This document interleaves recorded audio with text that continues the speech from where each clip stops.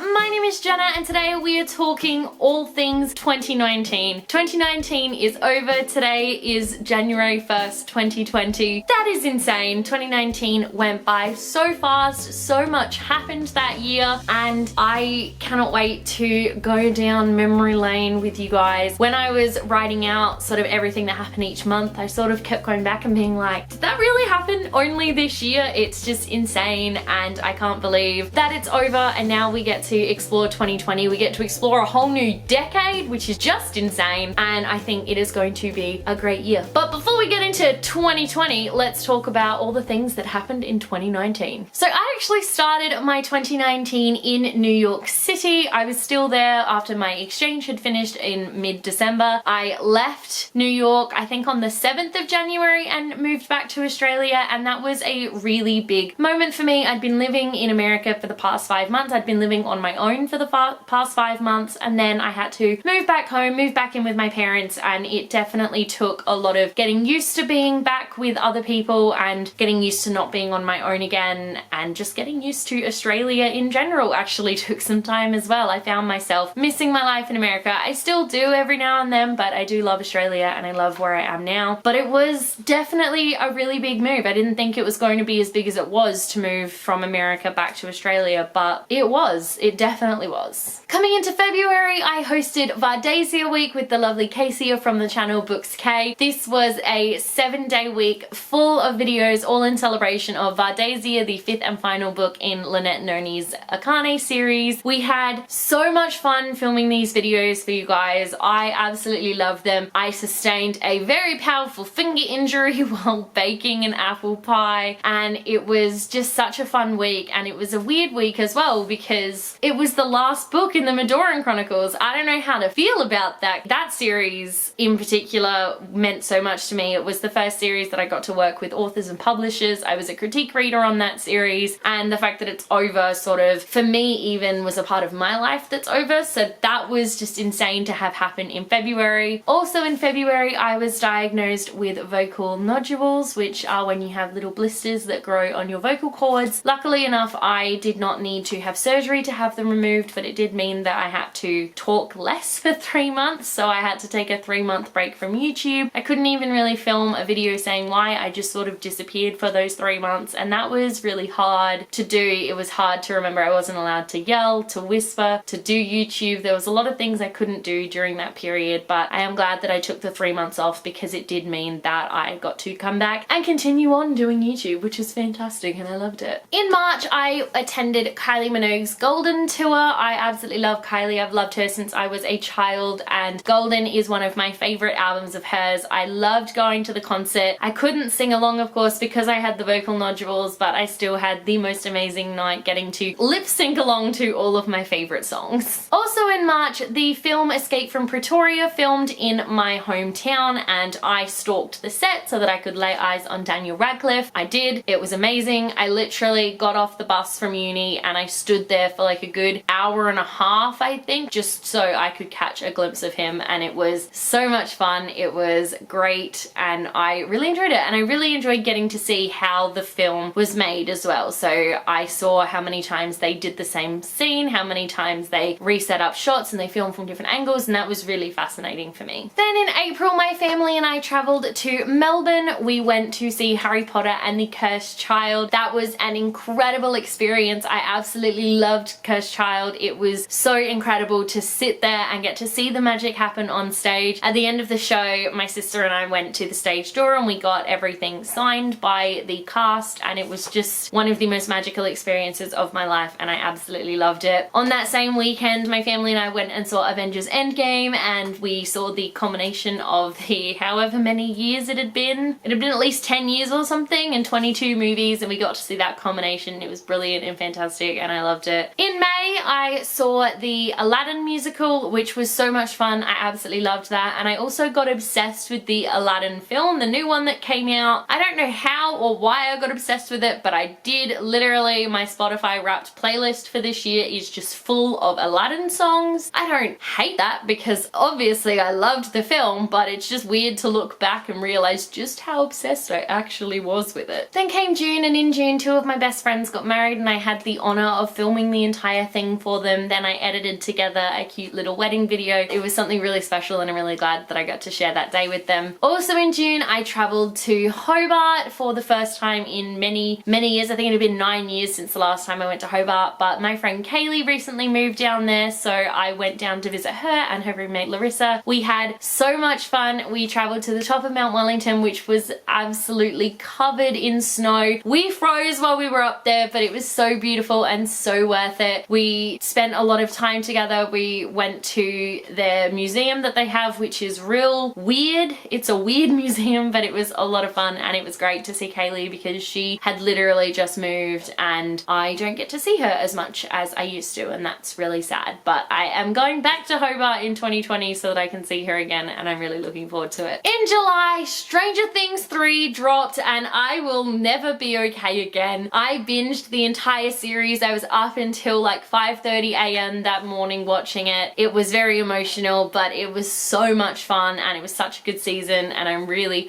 looking forward to seeing season 4. Also in the month of July, my catfish died. His name was Mr. Cat and we figured out a few years later he was technically a Mrs., but the name had stuck by then. My dad found him. I think I might have even been in, no, I would have been here, but I must have been at work or something when he came home and found him floating and it was all very sad. So I lost my catfish. We do have a new one now, but he's just not the same. In August was one of the biggest life changes that I have ever experienced, and that is I got a full-time job. Originally, it was only meant to be a 7-week sort of stint when one of their workers was on annual leave, but at the end of that, they had a position open and I took it. So I have a full-time job now, which is definitely the biggest shakeup to have ever happened. I am learning how to balance everything. Obviously, I don't have as much time anymore to do YouTube and writing and to just relax. So I'm still learning how to balance the full-time work with everything else that I want to do, and that is something going forward into 2020 that I really want to try and get better at the balance. But it was still just so strange to all of a sudden have this full-time job and have all these extra responsibilities that I'd never had before. Also in August, I saw the Thunderbirds play live. That is our local netball team for the state of South Australia. That was a lot of fun. I haven't been to a netball game in years, but I absolutely loved it. I really enjoy seeing them play live. I don't love watching them on the television, but when it's live and you've got the atmosphere, it's totally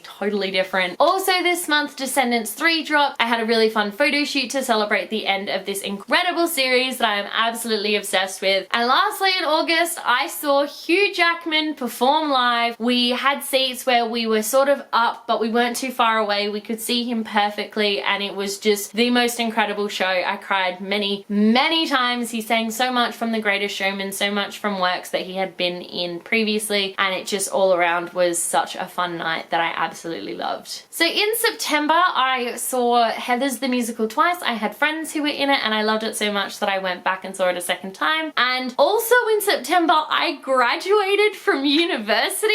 That is just absolutely insane for me. I graduated high school in 2012 and I went through so many different degrees. I started a media degree, I started a teaching degree, I took gap year. I had so much trouble finding what I wanted to do at uni and figuring out what I wanted to do in life. So graduating from university was such a big deal for me. I am the first one in my family to graduate from university as well, so it was a big deal all around and it was one of the most incredible days of my life, something I'm going to cherish forever. I still can't believe that I graduated in 2019. I very nearly did not graduate from high school and university in the same decade, but I did, so everything's fine. In October, we surprised my grandmother with a trip to the ballet and we all went to see the Nutcracker. It was the first ballet I have ever been to and I actually really enjoyed myself. It's something that I think everyone should see at least once in their life. They should see a ballet, and I would recommend something like Nutcracker because that is a story that basically everybody knows. In November, I attended Supernova in Adelaide for the first time in 2 years. Obviously, I didn't get to go to Supernova Adelaide last year because I was in America. So going back this this year was incredible. I got to meet so many people. I met Jason Isaacs, Mark Shepard, Greg Solkin. I met a bunch of authors like Lynette Noni, Marie Lewis, Jodie McAllister, Will Kostakis, and I had the most fun weekend just getting to spend time with my bookish friends and getting to listen to everyone talk about their own experiences. It was something really special, and I tried my best to make the most of it because I don't think Supernova is coming back to Adelaide this year, which is really upsetting, but sometimes things just don't work out. So I made the most of the time that I had. Also in November, I went and saw West Side Story. This was part of my Christmas present, and it was a different sort of musical that I wasn't really expecting. I didn't know exactly what I was expecting, but it was very different from what I have seen before, and I did enjoy it, but it's not my favorite musical that I've ever seen.